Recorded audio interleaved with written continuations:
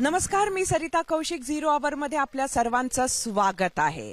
आज ground zero वरून zero आवर आम्ही तुमच्यासाठी आणत आहोत आणि याचं कारणच मुळात हे आहे की मतदानाला, पहिल्या टप्प्याच्या मतदानाला अवघे काही दिवस उरलेले आहेत आणि त्यामुळे राजकारणाची खरी रंगत ही ग्राउंड झिरोवरच आहे. ज्या 5 मतदारसंघात महाराष्ट्रात मतदान पहिल्या टप्प्यात होणार आहे त्यातील एक महत्त्वाचं मतदारसंघ म्हणजे नागपूर. तसं तर संत्रानगरी म्हटलं जातं, पण 2 महत्वाच्या राजकीय विचारधारा इथे जन्माला आल्या. त्यातील एक राष्ट्रीय स्वयंसेवक संघाची, दुसरी डॉक्टर बाबासाहेब आंबेडकर यांच्या दीक्षाभूमीतून समोर आलेला विचार. आता मी कुठे उभी आहे असं जर तुम्ही विचाराल तर हा प्रश्न योग्यच आहे. मी आहे राष्ट्रीय स्वयंसेवक संघाच्या मुख्यालयाच्या समोर.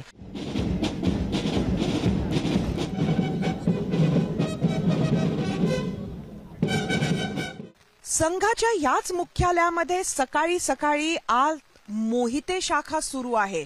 मोहिते शाखा म्हणजे संघाची पहिली शाखा आणि अगदी काही वेळातच इथले स्वयंसेवक बाहेर येतील आणि आपण त्यांच्याशी मूळ महाराष्ट्राचा, मूळ नागपूरचा याची चर्चा करूया. संघाचे स्वयंसेवक का? तर त्याचं महत्वाचं कारण हे आहे की नागपूरच्या निवडणुकीच्या मैदानामध्ये एक स्वयंसेवक आहे आणि त्याचं नाव आहे नितीन गडकरी आणि त्यामुळेच आज या स्वयंसेवकांना आपल्या ह्या स्वयंसेवकाबद्दल काय वाटतं ते जाणून घेऊया.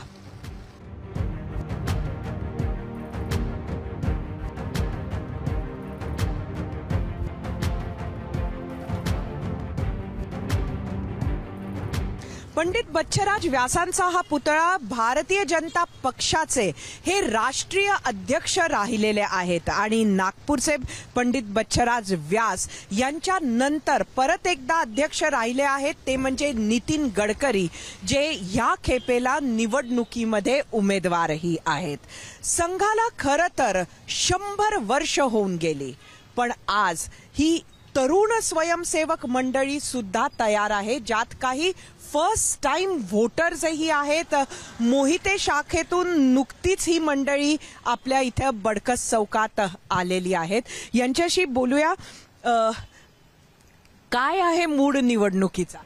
निवडणुकीचा मूड हा फक्त आणि फक्त राष्ट्रहितासाठी असावा असं आम्हाला वाटतं आणि संघाचं जे मूळ तत्व आहे की परम वैभवम नेतुम एतत् स्वराष्ट्रम, या राष्ट्राला परम उन्नतीकडे नेण्यासाठी हे निवडणूक व्हावी.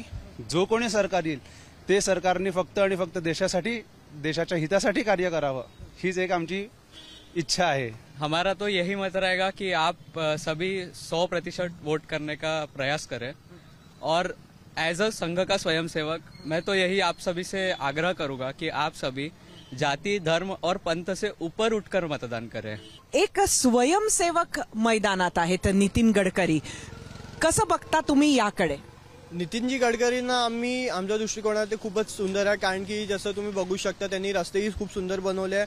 जे खड्डे आहे, आता बघा आपण परीक्षा 100 मार्काची देतो, 100 मार्काचा लिहितो, पण 100 मार्क भेटते का? नाही, आपल्याला थोडेफार कमीच भेटते असं. आणि त्याच्यावर तुम्ही कोणत्या स्टुडंटला जज नाही करू शकत की बा याला कमी भेटले तर हा पुअर स्टुडंट आहे आणि जर पूर्ण 100 भेटले तर एक्सेलंट आहे, असं तर नाही आहे. पण नितीनजी गडकरी हे डेव्हलपमेंट करत आहे आणि त्यांचं राहणं मुळातून नागपूरमधूनच आहे, तर ते सगळ्यात पहिला प्रिफरन्स ते नागपूरला देणार हे तर आम्हाला माहिती आहे. जसं तुम्ही बघू शकता की मेट्रो, रस्ते खूप चांगले बनवले आहे, ब्रिज. आजकाल जेव्हा आपण कोराडीला जातो तेव्हा कमीत कमी अर्धा तास तर लागत होतं, 45 to 50 मिनिट लागतच होते, पण आता ब्रिज त्यांनी फ्लायओव्हर्स बनवले आणि आपण काही मिनिटातच कोराडीला जाऊ शकतो. तर तसंच डेव्हलपमेंट अजून कराल तर आम्ही नक्कीच त्यांना अजून सपोर्ट खूप करणार आणि आमचा सपोर्ट आहेच त्यांना अजून. 2 टर्म नितीनजी इथे खासदार राहिले. तुम्हाला वाटतं का की त्यांनी तो प्रयत्न केला ज्यातून तुमच्या सारख्या तरुणांसाठी रोजगार निर्माण झाला? नक्कीच भरपूर प्रयत्न झालेले आहेत. आपण जसं बघतोय की या सध्याच्या स्थितीमध्ये मागील काही वर्षांमध्ये स्टार्टअप हा एक नवीन शब्द उदयास आलेला आहे. काही वर्षांआधी स्टार्टअप हा शब्दच देखील कोणाला माहिती नव्हता. सध्याच्या स्थितीत जवळपास 1 लाख स्टार्टअप हे गव्हर्नमेंट पोर्टलवर रजिस्टर्ड आहेत. त्यापैकी 100 कोटीहून अधिक होणारे 109 स्टार्टअप्स आहेत जे युनिकॉर्न झालेत. तर त्या स्टार्टअप थ्रू आपण जे म्हणतो की नोकरी मागणारे नाही तर नोकरी देणारे बना, तर तो एक विषय जो आहे तो खूप उत्साहाने वाढतो आहे आणि तरुण पिढीमध्ये स्टार्टअप याला घेऊन भरपूर उत्साह आहे. गव्हर्नमेंटची अशी स्कीम आहे की MSMEच्या अंडर मायक्रो, मीडियम आणि स्मॉल स्केल म्हणजे समाधानी आहात तुम्ही सध्याच्या? आहे, त्या अंडर त्यांनी मुद्रा योजना सुरू केली. मुद्रा योजनेअंतर्गत भरपूर मुलांना भरपूर नवीन रोजगार निर्माण करायसाठी, त्यांना स्टार्टअप तयार करण्यासाठी खूप इझिली त्यांना लोन आणि हे सगळं अवेलेबल झालं. सामान्य मतदार आहे त्याला कळत नाही की आयडिओलॉजी कुठली आहे आणि ती खरंच आहे का आणि ती कोणाची आहे. संघ हा एका विशिष्ट आयडिओलॉजीला घेऊन काम करत असतो. तुम्हाला तरी आता असं वाटतंय का की काही आयडिओलॉजी आहे? बिल्कुल आइडियोलॉजी है, राष्ट्रहित में मतदान, यही आइडियोलॉजी है. तो जो भी ये राष्ट्र को परम वैभव के लेने के लिए तत्पर है उसी को वोट करेंगे, यही आइडियोलॉजी है. पण अशी आयडिओलॉजी कुठल्या तरी पक्षाकडे आहे का आजही? हो, आपण गेल्या 15 वर्षामध्ये परिवर्तन बघतो आहे.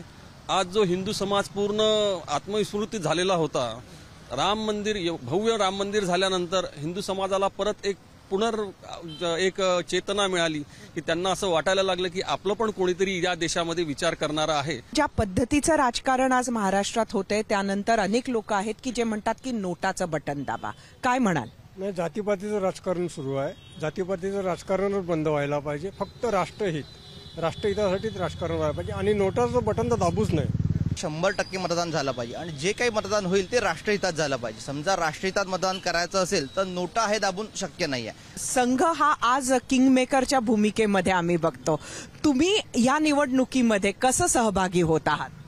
प्रत्येका घरी जाऊन आम्ही सगळं हे करतोय की मुलांनी कसं वोट करावं किंवा नवीन जे वोटर्स आहेत त्या ह्याच्यानी आम्ही हे करतोय. आम्ही कोणत्या पार्टीला सपोर्ट नाही करतो. जी संघाची भूमिका दर निवडणुकीत असते तीच भूमिका इथं या तरुण स्वयंसेवकांनी विशद केलेली आपण ऐकलेली आहे. खरं तर जो स्वयंसेवक या राजकीय रणांगणात या निवडणुकीत उभा आहे, आता आम्ही तुम्हाला त्यांनी आमच्याशी काय बातचीत केली ते दाखवूया. काल रात्री आम्ही नितीन गडकरी यांचा एक छोटासा इंटरव्ह्यू केला, त्याचा काही भाग बघूया.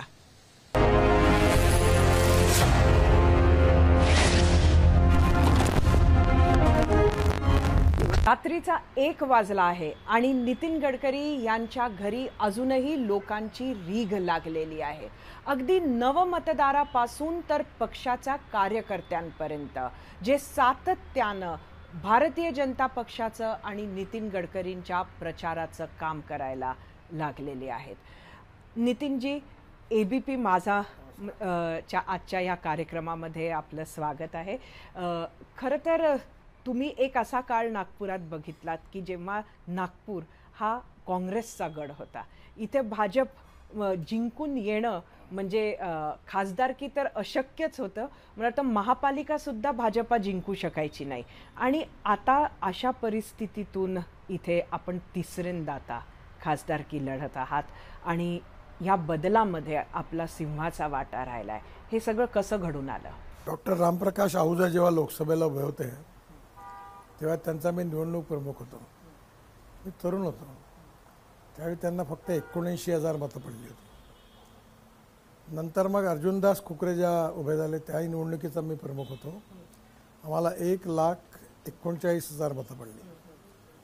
नंतर बनवारीलाल पुरोहित आले, ते पहिले निवडणूक जिंकले आणि नंतर मग दुसरी निवडणूक ते पण हरले.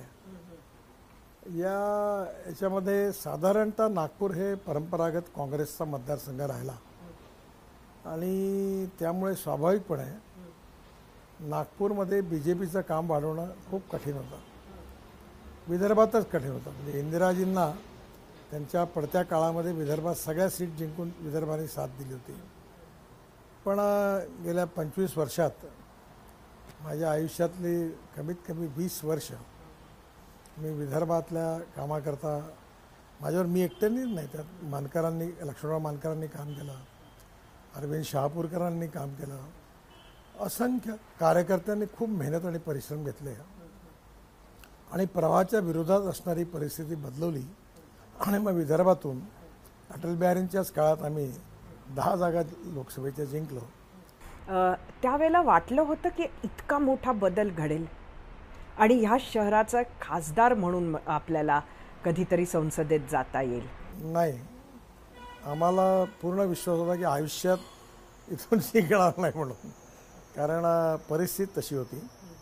आणि म्हणून ज्यावेळी मी लोकसभेचा उभारण्याचा निर्णय घेतला तर मला अनेक लोकांनी, भारतीय जनता पार्टीतल्या आणि संघातले पण, म्हटलं की हा प्रयोग करू नको, तुमचे नको, 12वी कॉन्स्टिट्युन्सी काही बरोबर नाही. पण मी जिद्दीने, माझा जन्म झाला इथे, मी इथूनच उभा राहील असं सांगितलं आणि मी उभा राहिलो. मी निवडून आलो. आता 10 वर्ष खासदार आहे आणि यावेळी पण मी निश्चित जिंकून येणार आहे. खरं तर तुम्ही संघाबद्दलही आत्ता म्हटलं. संघाचं काम नागपुरात इतक्या वर्षापासून आहे आणि आपण संघाचे स्वयंसेवक राहिलात. तुमच्या या संपूर्ण कार्यकाळात संघाचं योगदान काय राहिलं आहे? संघाच्या अनेक स्वयंसेवकांनी इथल्या प्रतिकूल भागात खूप काम केलं. त्या काळात विनायकराव फाटक, विलासजी फडणवीस, बापूराव वरहळ पांडे, उत्तर नागपूरमध्ये विलास फडणवीसांनी खूप काम केलं, खूप माणसं जोडली आणि संघाने त्या प्रतिकूल परिस्थितीत जी माणसं जोडली त्यांनी अतिशय निष्ठेने काम केलं. शेवटी या सगळ्यांच्या काय की एखादी गोष्ट कापायची असेल तर तिला खूप घाव मारावं लागतात. त्यांनी अनेक घाव मारले आणि मग शेवटची तुटायची वेळ आम्हाला घाव मारायला मिळाला. पण सगळ्यांचे कष्ट याला कारणीभूत आहे. नितीनजी, एकंदरीत आज जर विरोधक बघितले तुमचे, जे आज मैदानात काँग्रेस आहे, इतर विरोधक जे आहेत, ते काही मुद्दे घेऊन मोठ्या प्रमाणात प्रचाराला उतरलेले, आणि त्यातला एक जो मुद्दा आहे तो म्हणजे ज्यासाठी खरं तर तुमचं नाव देशभरात घेतलं जातं ते म्हणजे रस्ते, आणि त्यातही खास सिमेंटचे रस्ते घेऊन, जे एक लॉंग टर्म रस्त्याचं प्लॅनिंग तुम्ही देशात केलं आहे ते. पण नागपुरात मात्र ही मंडळी जी आहे ती त्याच सिमेंटच्या रस्त्यांना घेऊन तुमचा विरोध करताना दिसते. त्यात कसं आहे की जे लोक विरोध करतात त्यांचं आता अस्तित्व पण नगण्य आहे. मुळामध्ये नागपूरला ब्लॅक कॉटन सॉईल आहे आणि नागपुरातल्या रस्ते आणि रस्त्यातले गड्डे हा अनेक ठिकाणी चर्चेचा विषय होता. त्या काळात तुला आठवत की नागपुरातले रस्ते अतिशय खराब होते आणि म्हणून आम्ही कॉन्क्रीटचे रस्ते बांधले आणि आता एक व्हाईट टॉपिंगची टेक्नॉलॉजी ती आणली. पण नागपूरला ब्लॅक कॉटन सॉईल लक्षात घेता डांबरी रस्ते टिकत नाही, त्यामुळे कॉन्क्रीट रस्त्याशिवाय पर्याय नाही आहे. आता प्रत्येक गोष्टीत त्यांना हे स्वीकारायला, नागपुरात गड्डे नाही आहेत तर ते गड्डे असते तर म्हणाले असते इतके दिवस काम करतात रस्त्यात गड्डे आहेत, आता गड्डे नाही आहे तर कॉन्क्रीटच्या रस्त्यामुळे. त्यामुळे ते पॉलिटिक्स ऑफ कन्व्हिनियन्स टाईप आहे, ते बोलतात, त्याच्यात काही फार त्यांना जनताही सिरियसली घेत नाही. पण अजून एक टीका जी होते या प्रचाराच्या दरम्यान ती होते मिहानचा प्रकल्प हा अयशस्वी झाला, रोजगार निर्मिती होऊ शकली नाही, अशा पद्धतीचे आरोप होतात ते. आणि मिहान खरं तर तुम्हाला खूप क्लोज होता, म्हणजे बराच पाठपुरावा करत आपण मिहानची सुरुवातच मी केली होती. पण मिहानला ज्या लोकांनी त्या काळात विरोध केला, आंदोलनं केली आणि होऊ नये म्हणून सर्व प्रकारचे प्रयत्न केले, तेच आता हे बोलतात. मुळामध्ये माझ्याकडे लिस्ट आहे. मिहानमध्ये भारतातल्या ज्या वर्ल्डमधल्या टॉप 5 कंपन्या आहेत त्यातल्या 4 कंपन्या नागपुरात आहे. TCS आहे, इन्फोसिस आहे, टेक महिंद्रा आहे, HCL आहे. आणि आता मिहानमध्ये आत्तापर्यंत 68,000 तरुण मुलांना काम मिळालं, रोजगार मिळाला. आणि यावर्षी डिसेंबरपर्यंत 1 लाखचा आकडा पूर्ण होईल आणि पुढल्या 5 वर्षात अजून 1 लाख, अशा 2 लाख लोकांना मिहानमध्ये काम मिळेल. मेट्रोमुळे 13,000 लोकांना काम मिळालं आणि बुटीबोरी आणि हिंगणा MIDC म्हणून जवळपास 70,000 ते 80,000 मुलांना काम मिळालं. त्यामुळे सगळा रेकॉर्ड समोरच आहे. ज्यांनी आपल्या मुलांच्या रोजगाराशिवाय कशाची चिंता केली नाही ते आता बेरोजगारीवर भाषण देतात आहेत. एक अजून प्रचार होतोय आणि त्यामुळे एक मोठा समाज अस्वस्थ आहे असं म्हटलं पाहिजे, आणि तो म्हणजे की जर आपण सत्तेत आलात, भाजपा सत्तेत आली तर संविधानात बदल करणार. जेव्हा कन्व्हिन्स करता येत नाही तेव्हा लोकांना कन्फ्यूज करायचं आणि त्यांच्या निगेटिव्हिटीचा उपयोग राजकारणाकरता करायचा, हे अतिशय घाणेरडं राजकारण काँग्रेस पार्टी खेळते आहे. मुळामध्ये असं आहे की केशवानंद भारती केसमध्ये 7 हायकोर्ट बेंच, सुप्रीम कोर्टाच्या बेंचने, चीफ जस्टिस त्यात होते, त्यांनी निर्णय दिलेला आहे की silent features of the constitution cannot be change. जे संविधानाचे मूलतत्व आहेत ते बदलता येणार नाही. म्हणजे जे ऑलरेडी त्याच्या प्रिएम्बलमध्ये ते लिहिलं आहे. आता लोकशाही, समाजवाद, धर्मनिरपेक्षता, freedom of speech, fundamental rights हे कधी बदलवतच नाहीत. हे बदलण्याच्या ह्याच्यातच येत नाही. पण संविधानमध्ये जे कॉन्स्टिट्यूशन अमेंडमेंट करून जे काही गोष्टी सुधारतात अशा ज्या काही गोष्टी आहेत त्यात काँग्रेसची तर 80 वेळा संशोधन दुरुस्ती केली आणि संविधान तोडलं बाबासाहेबांचं. आणि तेच काँग्रेसवाल्याला सांगतात की आम्ही संविधान तोडणार आहोत. मुळामध्ये हा अपप्रचार आहे, वस्तुस्थितीला धरून नाही. आणि भाजप कधीही संविधान बदलवण्याचा प्रश्न उद्भवत नाही आणि कायदेशीररित्या संविधानाचे मूलतत्व बदलवता येत नाही. पण हा अपप्रचाराचा कुठेतरी फटका बसेल असं वाटतंय का तुम्हाला? मला नाही वाटत. आता आम्ही सगळ्या ठिकाणी याचं उत्तर देतो आहे. प्रधानमंत्र्यांनी संवादाच्या सभेतही मी हा विषय विस्तृतपणे मांडला, प्रधानमंत्र्यांनी मांडला. पण या संदर्भात कुठे फटका पडेल असं वाटत नाही. पण काँग्रेस अशा प्रकारे स्वतःची हार बघून मुसलमान आणि दलित समाजा मनात जेवढं विष कालवता येईल ते वेगळ्या मार्गाने कालवायचा प्रयत्न करत आहेत. पण जे सत्य आहे ते लोकांना समजतं, लोक विचार करूनच मत देतील. आपण जसं म्हटलं तसं काही समाज जे आहेत ते भाजपाच्या विरोधात उभे आहेत अशा पद्धतीचं चित्र देशात आहे. आणि एकीकडे त्यात मुसलमान समाज मोठ्या प्रमाणात असल्याचं बोलल्या जातं, सांगितलं जातं, बघतो, प्रतिक्रिया येतात. दलित समाजाच्या सुद्धा भावना तीव्र आहेत. मात्र तुमच्या बाबतीत नागपुरात तुमचा काय अनुभव आहे? मुळामध्ये मी जात, पंथ, धर्म, भाषा, संप्रदाय आणि party above politics, above caste असं काम केलं. मी कधी जातीचं राजकारण केलं नाही. मी सांगितलं जो करेगी जात की बात उसको कसके पडेगी लात. मी भयंकर क्लिअर आहे बाबतीत. आणि मी नागपूरला आपला परिवार मानतो. नागपूरकर माझे आहेत आणि मी नागपूरकरांचा. मी जात, पंथ, धर्म, भाषा याच्या आधारावर या 50 वर्षात कधी काम केलं नाही.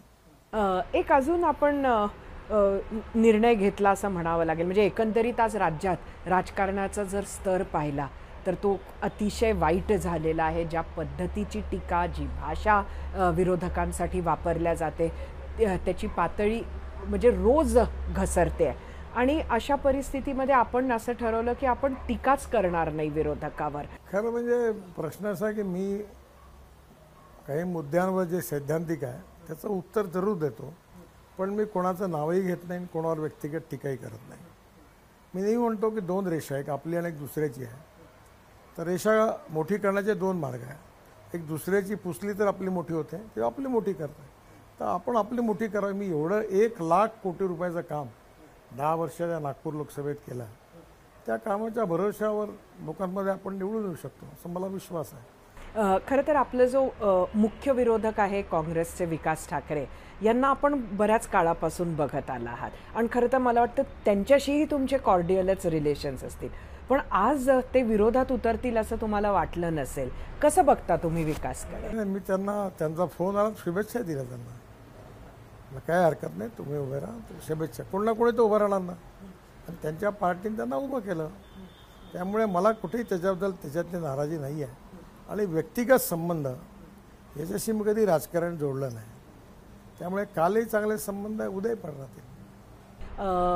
नितीनजी, मुंबई गोवा हायवे हा पूर्ण होऊ शकला नाही अजूनही. एक टर्म काम झाला, हा बराच गाजला. ही गोष्ट खरी आहे की वेगवेगळ्या कारणामुळे हा बराच गाजला. पण साधारणतः यावर्षी जूनपर्यंत 97-98% जवळपास काम संपेल. आता पक्ष इतके वाढले आहेत, म्हणजे महाराष्ट्राच्या राजकारणाचं विचारते, 6 इच्छुक झाले. कुठे जातंय हे सगळं राजकारण? तुम्ही कसं बघता याच्याकडे? न बघणं चांगलं. मी नागपूरला असतो आणि आजकाल दिल्लीला डायरेक्ट जातो. त्यामुळे महाराष्ट्रातल्या सगळ्या लोकांना माझ्या शुभेच्छा आहेत. आता मी फारसा कुठे महाराष्ट्राच्या राजकारणात पडत पण नाही. बरं, शेवटचा प्रश्न मी तुम्हाला विचारते की खरं तर तुमच्या पहिल्या टर्मपासूनच आत्तापर्यंत बरेच मोठमोठे प्रोजेक्ट झाले आणि त्यात जर बघितलं तर मेट्रोचा पहिला टप्पा ही तुमची पहिली टर्म होती. दुसऱ्या टप्प्यामध्ये सगळ्यात मोठं काम हे दुसरा टप्पा झाला. आता तुमच्या बकेट लिस्टमध्ये पुढे असं कुठलं काम आहे जे आम्हाला माहिती नाही आहे आणि तुमची इच्छा आहे की व्हावं? माझ्या डोक्यात नागपूरला मी उद्योग महोत्सव घेतला, खासदार उद्योग महोत्सव, ॲडव्हान्टेज विदर्भ. आणि आता कमीत कमी या 5 वर्षात विदर्भात 5 लाख तरुण मुलांच्या हाताला रोजगार मिळाला पाहिजे. दुसरं, नागपूरला स्वच्छ नागपूर करणं, सुंदर करणं, चांगले बगीचे, खेळाची मैदानं तयार करणं, नागनदीचं शुद्धीकरण करणं आणि नागपूरला पेट्रोल डिझेलच्या ऐवजी बायोफ्युएल, इलेक्ट्रिक, हायड्रोजन याच्या गाड्या येतील आणि नागपूरला प्रदूषणापासून मुक्त करणं हे करायचं आहे. 350 खेळाची मैदानं तयार करणं, जवळपास 1 लाख वस्तीमागे एक फ्रूट, व्हेजिटेबल आणि मटन मच्छी मार्केट आणि आता फूड मॉल, अशा कमीत कमी 25 मार्केट्स आणि त्याच्यात 25 फूड मॉल करण्याचा आम्ही प्रयत्न करतो आहे. किराणा असोसिएशनचं मोठं मार्केटचं काम सुरू झालं, 27 एकर जागा दिली, सगळी इतवारी शिफ्ट होईल. मे हॉस्पिटलपासून 3 नळ, शहीद चौक, सगळा 4 lane road up to Lakadganj police स्टेशनला सुरुवात झाली. केळीबाग रोड पूर्ण झाला आणि एकंदरीत नागपूरला नवीन टाउनशिपमध्ये नवीन घरही बनतात आहेत. पण सुंदर स्वच्छ प्लॅन नागपूर व्हावं, चांगले बगीचे व्हावे, ग्रीनरी वाढावी, असं मी माझ्याकडनं प्रयत्न करणार आहे. नितीनजी, येणाऱ्या आपल्या निवडणुकीसाठी खूप खूप शुभेच्छा आणि धन्यवाद. वेळात वेळ काढून तुम्ही आमच्याशी आज बातचीत केली. धन्यवाद. Thank you very much. नमस्कार.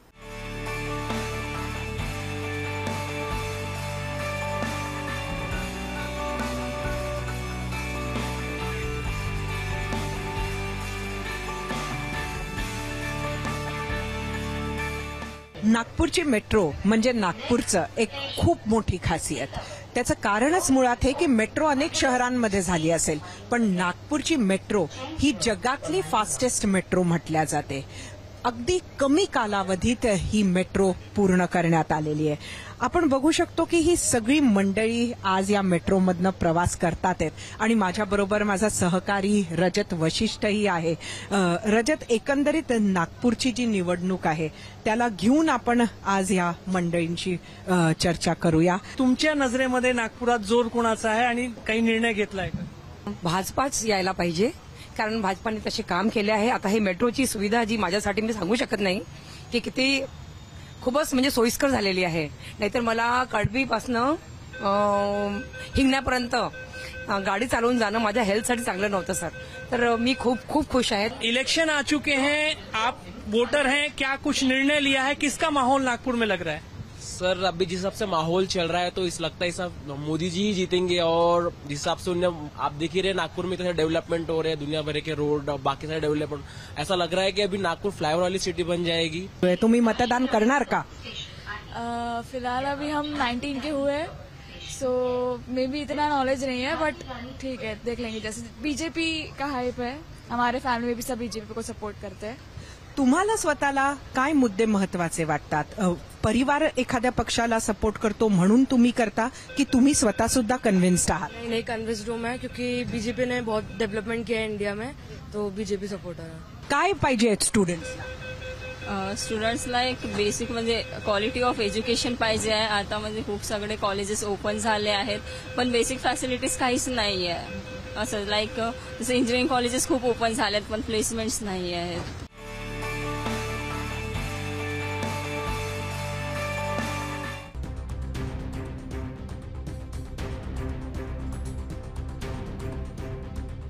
नागपूरचे काँग्रेसचे उमेदवार विकास ठाकरे यांचा प्रचार जोरदार सुरू आहे.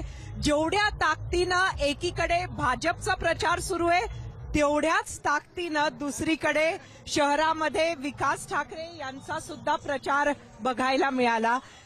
अशा पद्धतीनं रॅलीज करत आहात, काय रिस्पॉन्स मिळतोय लोकांचा? मला वाटतं की ही नागपूरच्या जनतेची लढाई आहे आणि नागपूरची जनता 10 वर्षामध्ये नरेंद्र मोदींच्या सरकारने जे लोकशाहीचा अपमान केला, लोकतंत्राचा अपमान केला, त्याच्या विरोधात ही जनता रस्त्यावर उतरली आहे आणि सर्वच पक्षाचे लोक एकच साथ आहे, जेणेकरून नागपूर शहरातला कॉमन माणूस हा 10 वर्षात कंटाळल्याचं दृश्य या ठिकाणी लोकांच्या प्रतिसादावर मला दिसत.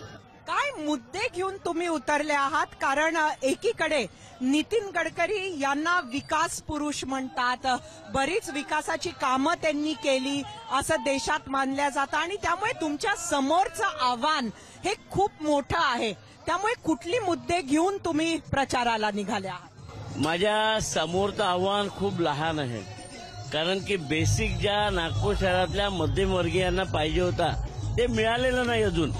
आता त्यांनी गल्लोगल्ली घुमावं तेव्हा लोक सांगतील की ते कशापासनं. मला लोकांनी सांगितलं आम्हाला नळाचे कनेक्शन कटत आहे, इलेक्ट्रिकचं बिल वाढलेलं आहे, पिण्याचं पाणी नाही. म्हणजे लोकसभेची निवडणूक पण मतदार आताही बेसिक मागत आहे. तर मला वाटते ज्या विकासामुळे इथला मतदार खुश नाही, मग देशात तुम्ही कुठेही विकास केला असेल त्याच्याशी या मतदाराला केंद्र नाही. विकास ठाकरे यांच्या प्रचारामध्ये काँग्रेसचे मुख्य प्रवक्ते अतुल लोंढेही आपल्या बरोबर आहेत. अतुलजी, तुम्ही सुद्धा प्रचाराला जोरात लागल्यात, अगदी गाडीला असं पकडून प्रचाराला उभे आहात. मी जमिनीवरचाच कार्यकर्ता आहे. बऱ्याच लोकांना अशी म्हणजे काय म्हणतात त्याला गैरसमज आहे की मी फक्त टीव्हीवर असतो, पण मी रस्त्यावर उतरून जमिनीवर उतरून मोर्चे करणारा, आंदोलन करणारा, लोकांची कामं करायला कलेक्टर ऑफिसमध्ये जाणारा कार्यकर्ता आहे. कशा पद्धतीचा प्रतिसाद मिळतोय? बघा, आपण पाहिलं असेल की ज्या पद्धतीने महागाई वाढली आहे, बेरोजगारी वाढलेली आहे, त्याच्या विरोधामध्ये लोक आता अचानक बाहेर यायला लागलेले आहेत. जे शांत बसलेले लोक होते ते अचानक बाहेर यायला लागलेले आहेत. ज्या पद्धतीचा विकास ठाकरेंना सर्व एरियामध्ये जो प्रतिसाद मिळतोय त्याच्यावरनं हे दिसत आहे की गडकरींची जागा ही अडचणीमध्ये आहे आणि विकास ठाकरे कम्फर्टेबल मार्जिनने जिंकतात आहे असं आम्हाला दिसत आहे.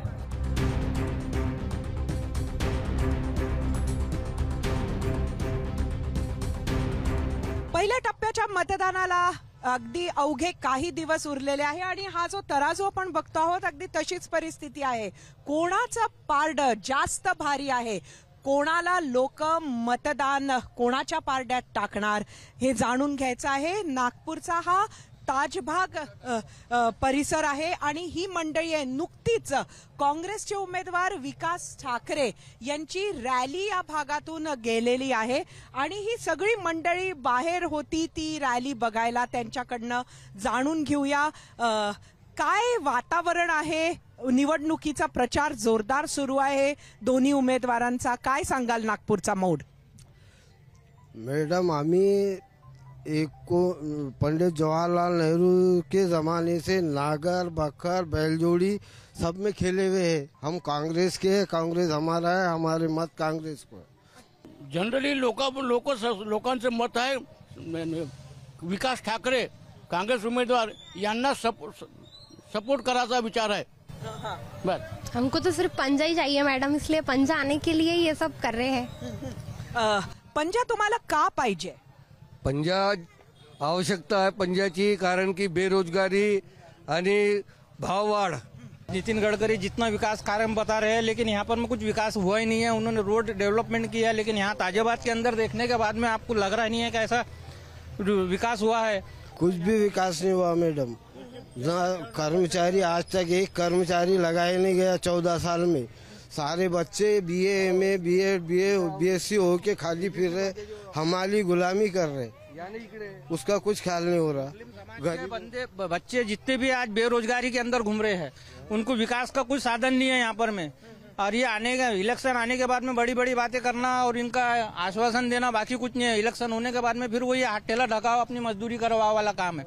बहुत परेशान है मैडम, कोई गाड़ी घोड़ा कुछ नहीं चल रहा. हमारा पूरा परेशान है, हमारा घर परिवार पूरा परेशानी में पड़ा हुआ है आज ताजाबाद क्षेत्र के अंदर. समझे आज क्यों इतनी परेशानी? यहाँ पे इतनी बेरोजगारी है कि तुम्हारे को क्या बोलना. और ये बीजेपी सरकार जब से आई है पूरी परेशानी लगा के रखी. हमारे चालन ये वे सगड़ा ले. तो मोदी विकास नहीं कर रहे हैं? नहीं कर रहा है, सिर्फ लोगों की भावनाओं से खेल रहा है. मुसलमान जातिवादी कर रहा है बस, और कुछ नहीं.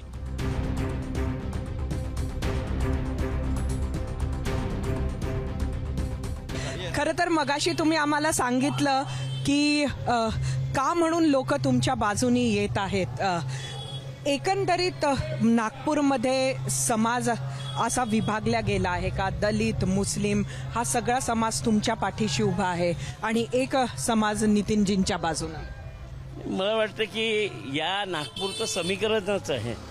आपण बघा नागपुरात 13दा काँग्रेस निवडून आली. काँग्रेसी विचारधारेचे लोक या नागपूर शहरात राहतात. यांच्या विचारधारेचे लोक फक्त 32% आहे आणि मला वाटते सगळी विचारधारा ही काँग्रेसी विचारधारा हे शहरामध्ये आहे. आणि आपण जे चित्र पाहतो की सगळे समाजाचे लोक एक वटून निघालेले आहे. आम्ही काँग्रेस पक्ष हा कधी सर्व धर्म समभावाचा पक्ष आहे. आम्ही कधी भेदभाव केला नाही.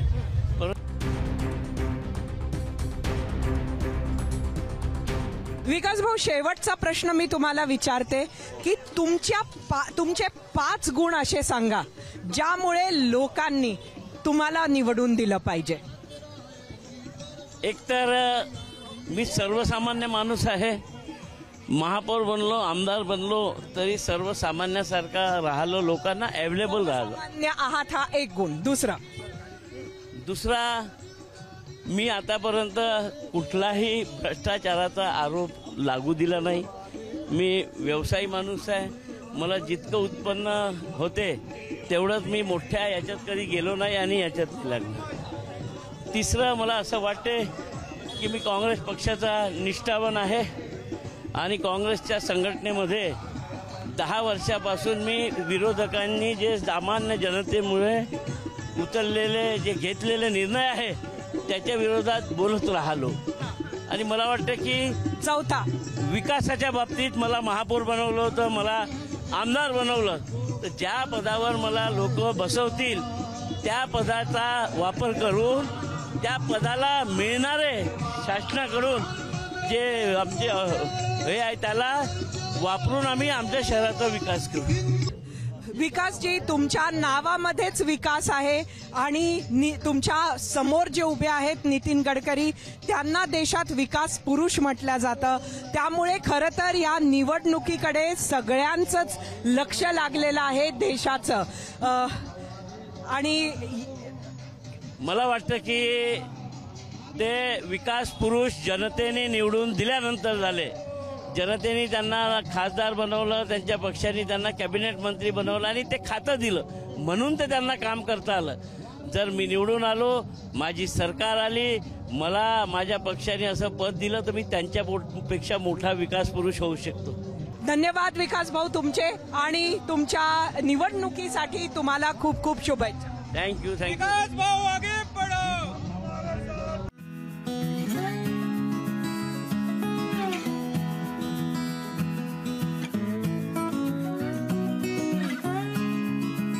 नागपूरच्या कॉटन मार्केटला अत्यंत जुना इतिहास आहे. खरं तर आज पाऊस प्रचंड रात्रीपासून पडतोय आणि त्यामुळे सामान्यतः सकाळी जी गर्दी असते तेवढी गर्दी आज बघायला मिळत नाही. इथे येणारा मध्यमवर्गीयही असतो, उच्चभ्रूही असतो, अतिसामान्यही असतो, गरीबही असतो, वेगवेगळ्या व्यवसायातील लोक असतात, नोकरी पेशातील लोक असतात. आणि त्यामुळे इकडे खरा मूड नागपूरचा काय आहे हे आपल्याला जाणून घेता येईल.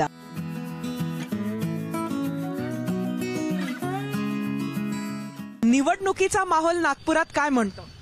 अच्छा माहौल चल रहा है और मोदी जी एक मिनट. मोदी जी का काम अच्छा है, मोदी दादा है. अब की बार बीजेपी सरकार. कसा आहे निवडणुकीचा माहोल? चांगला, इकडे चांगला माहोल आहे.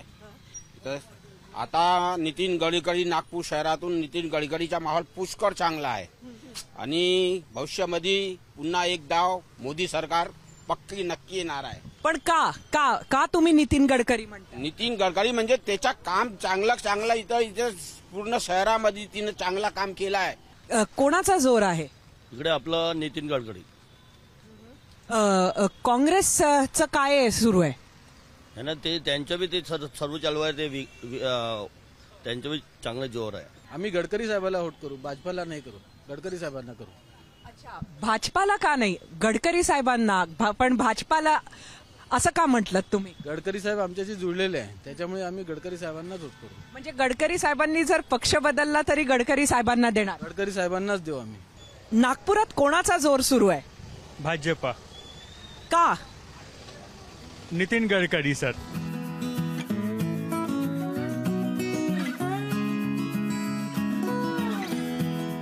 बाजारात आता थोडं आत जाऊन बघूया तिथं काय मूड आहे. काय म्हणतोय नागपुरात निवडणुकीचा माहोल? नागपुरात निवडणुकीचा माहोल हा सगळा भारतीय जनता पक्षाच्या यानी सुरू आहे, त्यांच्याकडे सगळ्यांचा कल दिसतोय. पण काँग्रेसचाही चांगला प्रचार सध्या सुरू आहे. जसा नितीन गडकरींचा प्रचार सुरू आहे त्यांच्या कार्यकर्त्यांकडून, त्यापेक्षा कैयक पट्टीने चांगला प्रचार विकास ठाकरेंच्या पक्षाचा सुरू आहे. आणि त्यांचं ते राजकारण करण्याची स्टाईल पण सध्या जरा वेगळी आहे. कशी आहे ती वेगळी? म्हणजे मीम्स आणि बाकी सगळ्या गोष्टींना अनुसरून त्यांनी सोशल मीडियाचा वापर, मीडियाचा चांगला वापर करतायत ते. राम मंदिर हा किती मोठा मुद्दा आहे नागपूरच्या निवडणुकीमध्ये?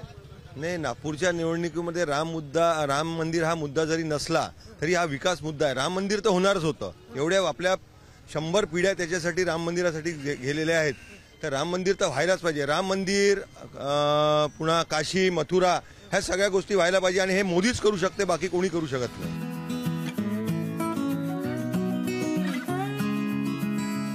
विकास तो हो रहा है, पर कार्टर मार्केट यहाँ पे जरूर होना. हमारे रोजगार है यहाँ पे.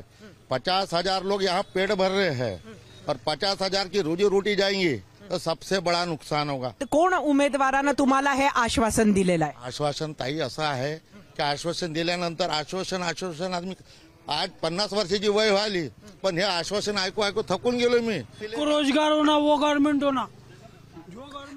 कोणची गव्हर्नमेंट सगळ्यांना रोजगार देऊ शकते? अरे कोई भी दे सकते, लेकिन इच्छा होना, इच्छा शक्ती. आज बेरोजगार माणूस आहे. एक बरेचसे लोक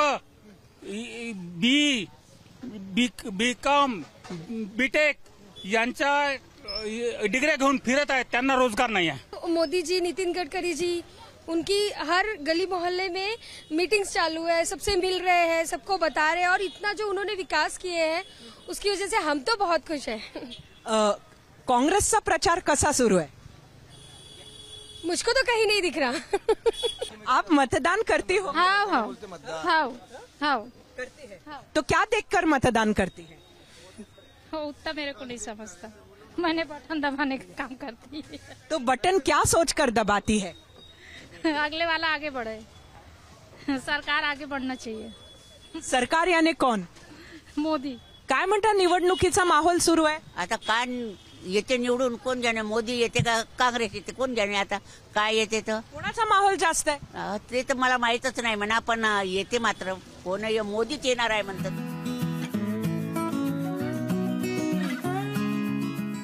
हा होता ग्राउंड झिरो वरून 0 आवर.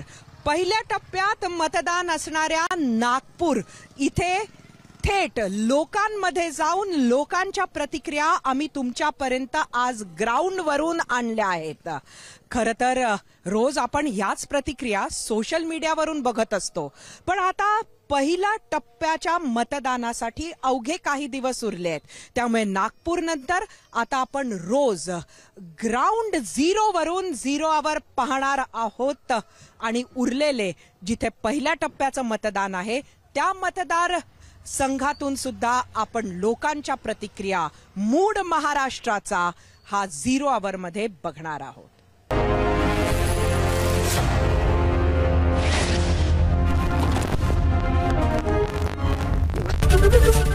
एबीपी माझा, उघडा डोळे बघा नीट.